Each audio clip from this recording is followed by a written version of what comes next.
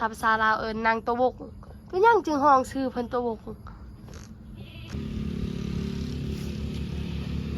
เอาพี่น้องเปิดภาพมาอีมื้อนี้เนาะกะมาพบมาพ่อกับน้องไซคือเก่ามื้อนี้กะมาลิ้นทางเฮือนน้องลังคือเก่าคือเดิมเนาะพี่น้องลืมเอามีให้เพิ่นว่าสิเอามีให้เพิ่นเนาะลืมมันก็ยังลืมพี่น้องเอาเนาะกลับสวัสดีเด้อสวัสดีสวัสดีพี่น้อง FC มอสโกทุกคนบ่ว่าอยู่ในและก็ต่างประเทศเนาะพี่น้องกะยินดีต้อนรับทุกท่านน้องไซลุยคือเก่าพี่น้องกะมาต่ออีกซ่องทางน้องไซเนาะพี่น้องจึงได้กับพาเพื่อนพี่น้องติดตามเด้อซ่องน้องไซเนาะพี่น้องไปหาทางน้องลังเปิด0.5กันได้ปิดก่อนเลยไปว้าไม้ไพ่นี่ไม้ลังบอกไปหา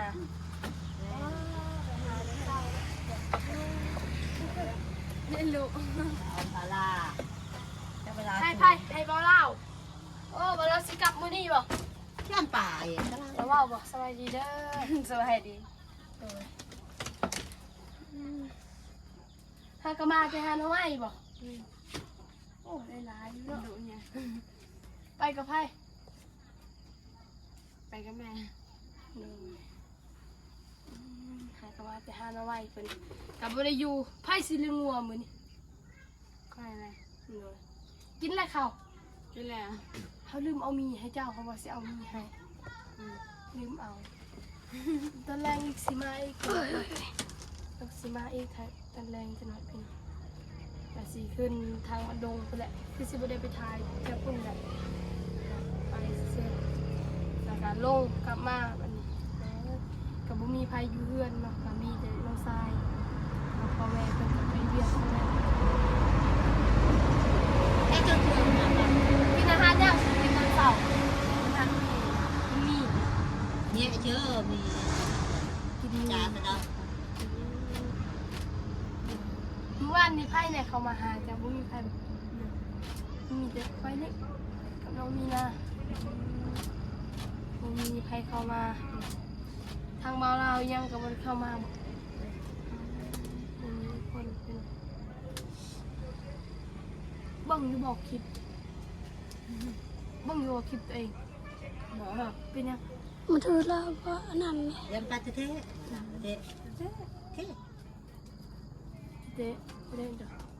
อีบังก็ได้มีบอกเฟซจ้ะบ่มีเฟซคอยสิเอาไว้สบายเสร็จเจ้าจะอยู่เฮือนเลยบ่มาบ่มีน่ะโอ้เอาเลยก็เบิ่งเราไม่เชื่อกันคือแล้วตัวละนี่โทรศัพท์สิตายแล้วนางเบิ้ลเลยโทรศัพท์เพิ่นยังใครโทรศัพท์น้องทรายพอเลยพี่น้องเฮือนมุ่นว่าเลยน้องทรายเฮ็ดเอาให้เพิ่นพี่น้องก็น้องทรายก็ได้โทรศัพท์ใหม่แล้วก็ให้เพิ่นลิ้นพี่น้องก็บ่ได้ให้เพิ่นแท้ก็ให้เพิ่นลิ้นซื่อๆท่านให้เพิ่นลิ้นซื่อน้องทรายเฮ็ดตกแม่เปลี่ยนหน้าเลยหามีเงินก่อนถ้าโทรศัพท์เจ้าคันมันเปลี่ยนหน้าก็ลิ้นได้ปกติเนาะบ่ได้เป็นยังมันล็อกหมดบ่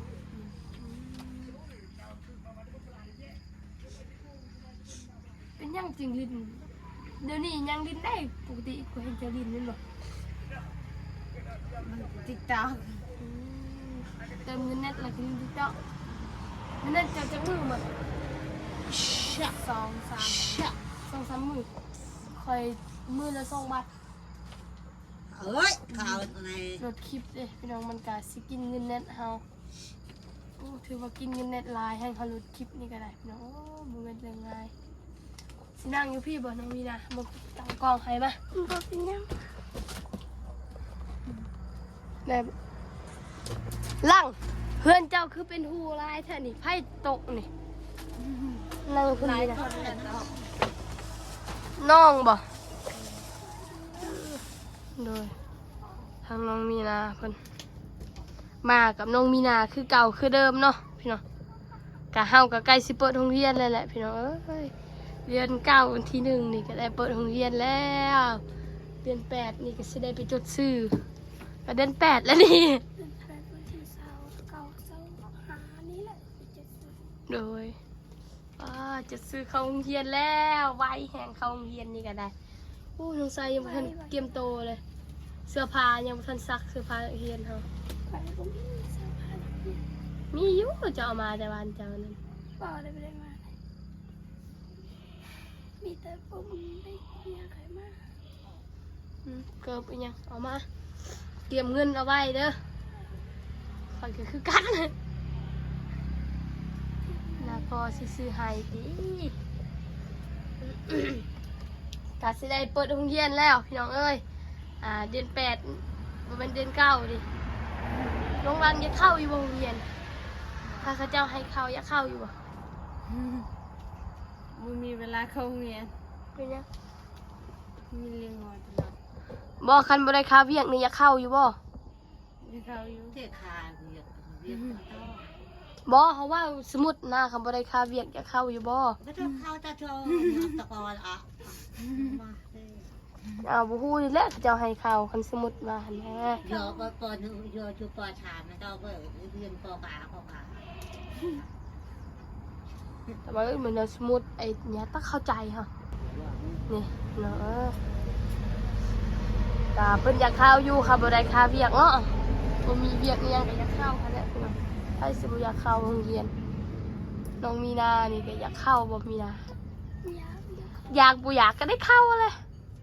ถ้าคอยเก่าเป็นก็ตั้งใจเรียนไปสิบ่นั้น ตั้งใจเด้อได้เฮียนแหละจะสิอยู่ห้องได้ ห้องใดก็ได้หมด ห้องกอห้องคอ จักแล้วถ้า คอยมีหมู่คอยสิเข้าห้องนั้นเลยมีหมู่พวกโรงเรียนเข้าห้องยังคอยก็เข้าตามเขาเจ้าแล้ว เวลาเราเข้าห้องคนเดียวนะแบบคือแบบเขามีหมู่เนี่ยมักเว้าน้ำหมู่น้ำกูแหละมีผมเขาก็ได้เลยนะคือคอยบ้านคอยบ่หมู่คอยกะอยู่ห้องน้ำกันนั่นแหละหมดจังไหนเถียงกันจังไหนล่ะว่ากัน ค่อยบ่เคยจะเถื่อเลยค่อยมีหมู่ก็บ่เคยเถียงค่อยเขียนหนังสือให้มันแล้ว เบิ่งคอยเข้าอยู่บ้านคอยห้องมันข้อคอยเข้าเบิ่งบัดดูคนเนาะคอยจนเจ็บหัว มันมีห้องคนดื้อแล้วก็ห้องคนบ่ดื้อบ่ค่อยนะค่อยอยากเข้าห้องหมู่เพราะว่ามีหมู่เด้เฮาบ่ฮู้อันใดเฮาก็ถามหมู่ค่อยอยากเข้ากับหมู่เจ้าพระบ่มักหมู่ค่อยแบบแบบอันนี้เนาะพี่น้องเนาะคันเฮาแบบค่อยเรียนยามใดค่อยบ่เคยว่าสิเว้านำหมู่นะค่อยบ่ได้เว้าได้เวลาเรียนเนี่ยค่อยบ่อยากฮอดเว้าค่อยเขียนหนังสือบักไวๆนึงจนแล้ว อยู่บ้านใคร มีหมู่แต่บ่อยากสอนนะ หมู่เคยนะแล้วอยู่ข้างๆคนนี้2 คนอยู่ไปนั่งแบบนี้ เขายังบ่แล้วมีแต่ค่อยแล้ว ไปบ้านแต่ไปเที่ยวนะพี่แต่จังไรล่ะเฮ้ยจังไรเฮ้ยหมู่ยังล่ะ มันห้องเจ้าไผเก่ง บ่จักแล้วไปเก่งไปก็เก่งวะ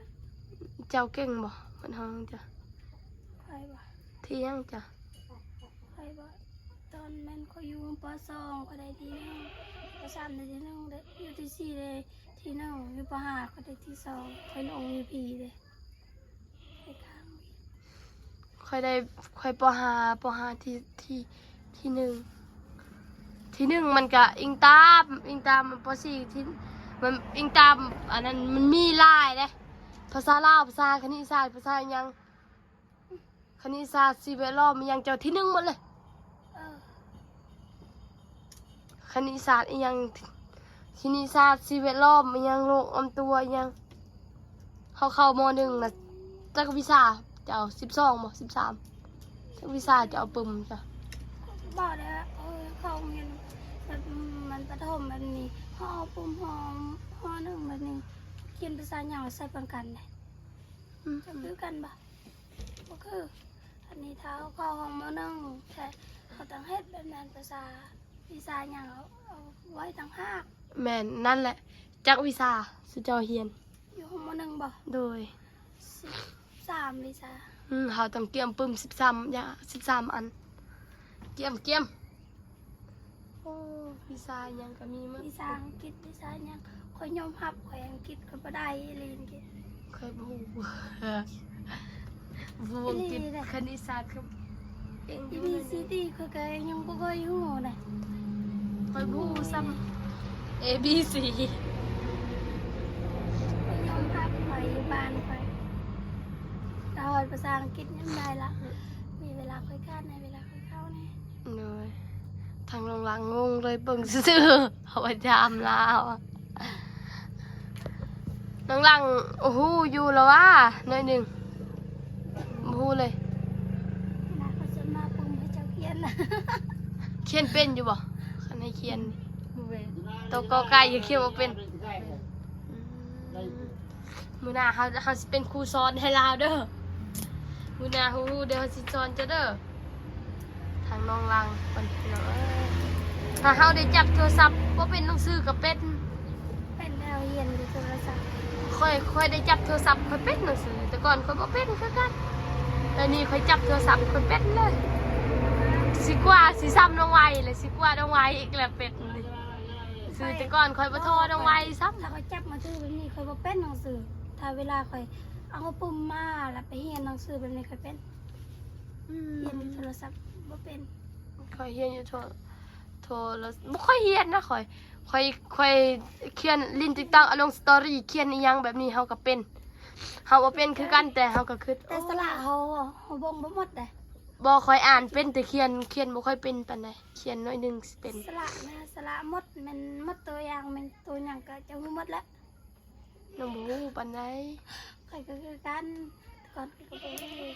แต่ได้จับโทรศัพท์นี่ก็ สระเอื้อม เฮาก็อ่านอีหยัง สระเอื้อมจะฮู้บ่สระเอื้อม สระเอี่ยม สระเอื้อม สระเอี่ยม สระเอื้อม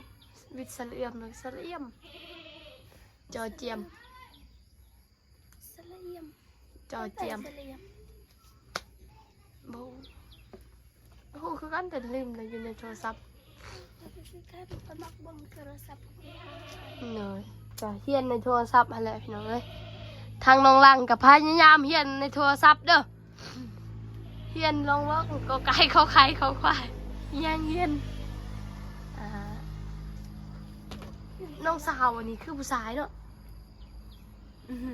ผู้หญิงผู้ชายนี่ชื่อยังนางปรื้ยนางบกของ จากละเห็นโตมันคือตะ ป บุ รื้ ง ยปรื้ย ตัวเราคือตัวบกเหมือนบ่เลยห้องบกนางบกตั้งแต่เกิดมาหน้าปรื้ยห้างเม็ดอันเม็ดตั้งแต่เกิดมา เพิ่มขึ้นอีกคนตัวเราเป็นคน อืม แต่จังนมจังกอดไทย นึ่งแล้วต้องทำกับมา ก็จะเป็นเฮิมเลยตากันยังบ่เห็นเลย อืม เป็นอวด อ้วนเหมือนเราเหรอ อ่ะ เป็นยังถึงอ้วน อะไรมันก็ช อ้วนกินน้ กินนมทางลุงเฮิมเลี้ยงแต่ยังน้อยแต่ ำแต่ นั้น ยังหน่อยก็ลุงเฮิมลุงเตียงลุงเตียง เฮิมเบาเตียง ก็เป็นนอกเป็นคนนี่ตาย อืมจนอ้วนเดี๋ยวนี้ก็ยังอ้วนเนาะ ยังอ้วน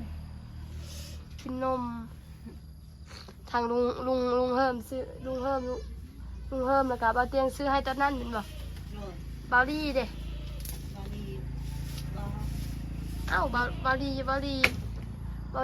อ้วนเนี่ยเบาอ้วนๆขาวๆเคยเห็นบ่บ่เคย เพื่อนเห็นเคยมา เคยอยู่แต่เจ้าฮู้เคยอยู่ละมา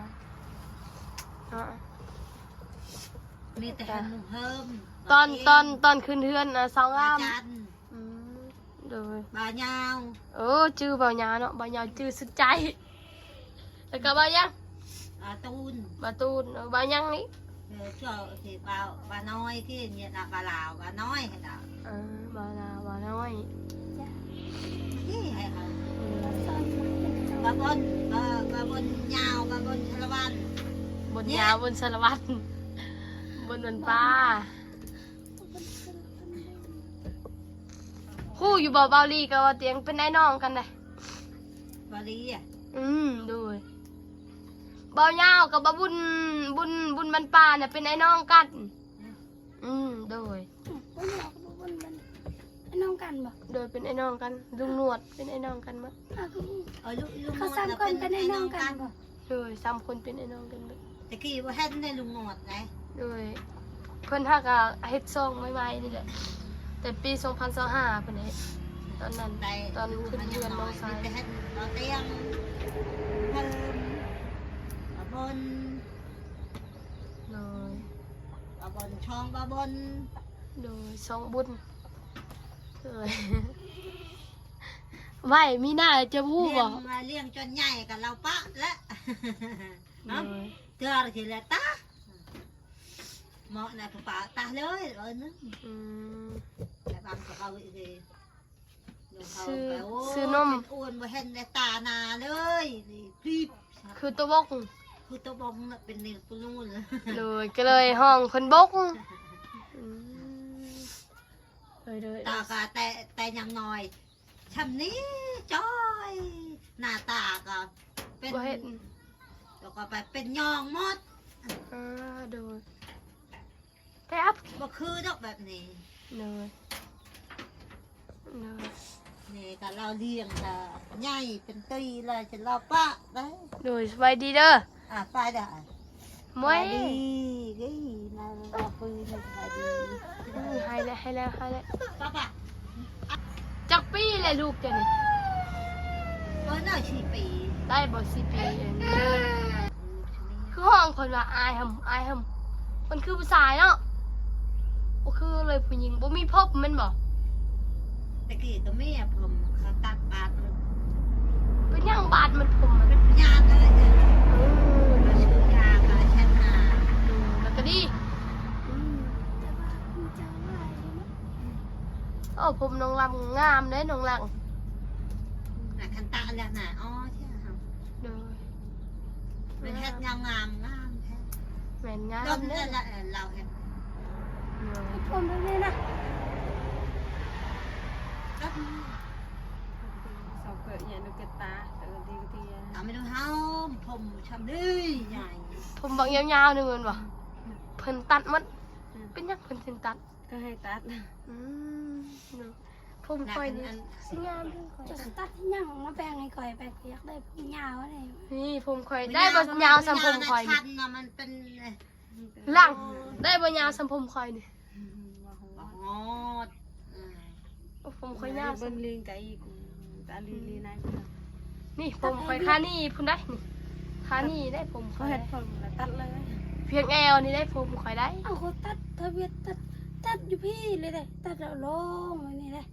แล้วเขาเป็นคนอยู่บ้านคอย ขนาดเดี๋ยวนี้ก็ยังค่านี่เลยสอกครบเด้ คนอยู่บ้านคอยคน ไม่ ตั แต่ ด ตา ผม ช นะ ม อัปราคงก็เตียดเฮ็ดบ่ได้ผม บา เฮาง คอเขาตัดพวกยีวิตเขาตัด ไม่ได้มันตาชมเลยเรา ปะเลยบางผมเขากูดเลย ชี้ชันชี้ชัน เลยจ้ะ มาปี เอ้า 2002ปี2024 ปี2024เฮ็ดผมจะนี่